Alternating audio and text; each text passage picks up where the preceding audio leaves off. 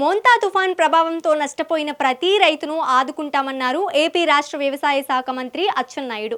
4-5 రోజుల్లో రైతు క్షేత్రాలను సందర్శించి నష్టపరిహారాన్ని అంచనా వేస్తామన్నారు. కేంద్ర రాష్ట్ర ప్రభుత్వాలు కలిసి విపత్తుల నిర్వహణలోని నిబంధనల ప్రకారం నష్టపోయిన ప్రతి రైతుకు అండగా నిలుస్తామన్నారు.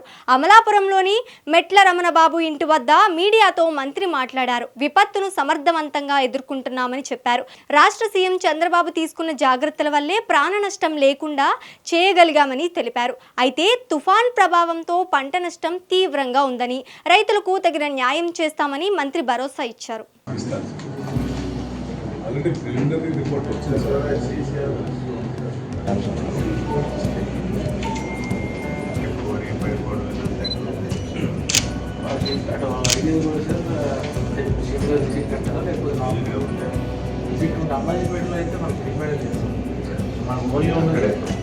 లేకపోతే కొంచెం ఉపయోగం కొంచెం ఎక్స్టెంట్ ఉందన్నారు సార్, అదొకటి చెప్తాను.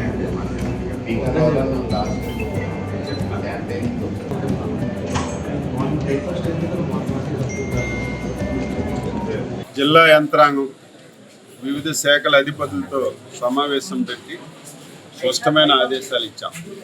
వితిన్ 2 అవర్స్లో మొత్తం ఎలక్ట్రిసిటీ అంతా రెక్టిఫై చేసి ప్రతి ఒక్కరికి కరెంట్ ఇవ్వమని చెప్పాం. ఇప్పటికే 80% అమలాపురం సిటీకి కానీ మండల హెడ్ క్వార్టర్స్ కానీ కరెంట్ ఇచ్చాం. ఇంకా గ్రౌండ్లో చిన్న ఇబ్బందులు ఉన్నాయి, అవి కూడా ఒక 2 గంటల్లో పూర్తి చేసి కరెంట్ అంతా పూర్తిగా ఇవ్వమని చెప్పి స్పష్టమైన ఆదేశాలు ఇచ్చాం. దీంతో పాటుగా 5-6 రోజుల నుంచి మత్స్యకారులు వేటకెళ్ళడం, వారికి జీవనోపాధి చాలా ఇబ్బందిగా ఉంది. అందుకే ముఖ్యమంత్రి గారు స్పష్టంగా ఆదేశాలు ఇచ్చారు. ప్రతి మత్స్యకార కుటుంబానికి 50 కేజీల రైసు ఉచితంగా పంపిణీ చేయమని స్పష్టంగా ఆదేశాలు.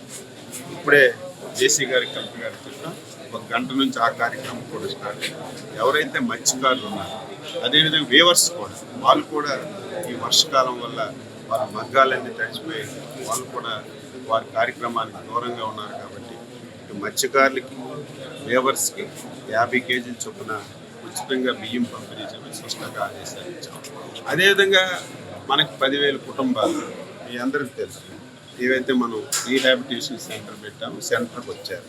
వాళ్ళందరికీ ఎప్పుడైతే మళ్ళీ నార్మల్సీ వచ్చి ఇంటికి వెళ్తారో ఆ సమయంలో ఒక్కొక్క కుటుంబానికి 3,000 రూపాయలు క్యాష్ కూడా వాళ్ళకి ఇచ్చి పంపించమని స్పష్టమైన ఆదేశాలు ఇచ్చాం. ఆ కార్యక్రమం కూడా చేస్తాం. ఇక మనకి వ్యవసాయం అనుబంధ రంగాలు ఈ జిల్లాలో నష్టపోయారు. ఏదైతే వరి ఒక 20,000 ఎకరాల్లో టెంటివ్గా ముంపు వచ్చింది. హార్టికల్చర్, బనానా కానీ, కోకో కానీ నష్టపోయారు. ఇవన్నీ డీటెయిల్గా టీంలు వేసి ఒక 4 రోజుల్లో ప్రతి రైతు దగ్గరికి వెళ్ళి వాస్తవాలు చూసి డీటెయిల్ రిపోర్ట్ అంతా అడిగా ఆ కార్యక్రమం కూడా చూస్తాం. ఎక్కడ కూడా రోడ్స్ అన్నీ, చెట్లు కానీ స్తంభాలన్నీ తీసి ఎక్కడ రాకపోకలకు ఇబ్బంది లేకుండా చూసాం.